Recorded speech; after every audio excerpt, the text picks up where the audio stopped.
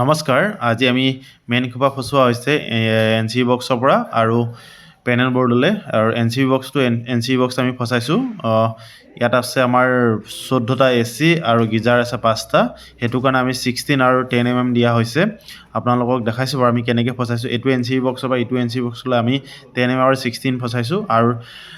পেনেললৈ আমি ফচাইছোঁ 16 আৰু আপোনালোকক দেখাইছোঁ বাৰু আপোনালোকে যদি ইলেক্ট্ৰিকেলৰ কাম কৰি আছে তেতিয়াহ'লে আপোনালোকে মেইন বৰ্ড কেতিয়াও জইন নামাৰিব যিমানেই লাগিলে ৱাৰটো খাওক আপোনালোকে কেতিয়াও জইন নামাৰিব জইন মাৰিলে আপোনালোকৰ প্ৰব্লেম হয় আৰু ফল চিলিং থাকিলে আপোনালোকৰ আৰু এটা অসুবিধা হ'ব সেইটো কাৰণে আমি কেনেকৈ কৰিছোঁ আপোনালোকক দেখাইছোঁ বাৰু ফাৰ্ষ্ট টাইম আমি স্প্ৰিঙত আমি জোখটো লৈ লৈছোঁ বাকী খোপা আমি এতিয়া পঠাই আছোঁ ইফালে আমাৰ দুজনে টানি আছে আমি এফালৰ পৰা আমি পঠাই আছোঁ ইয়াত গৈ আছে 10 mm আৰু 16 গৈ আছে যিডাল আমি 16 দিছোঁ এডাল নিউট্ৰেল আৰু এইফালে টানি আছে বাৰু এজনে বিশ্ব আমি ফ্ৰেছকেইটা পঠাইছোঁ 10 mm পঠাই আছোঁ ইয়াত বেছিকেইটা AC নাই ইয়াত 5টা AC আছে এইটো কাৰণে আমি 10 mm পঠাইছোঁ এইফালৰ পৰা আৰু তলৰ পাৰ্টত আমি যেনেকৈ ফচাইছোঁ আমি গোটেই খোপা 16এ ফচাইছোঁ আৰু এইফালে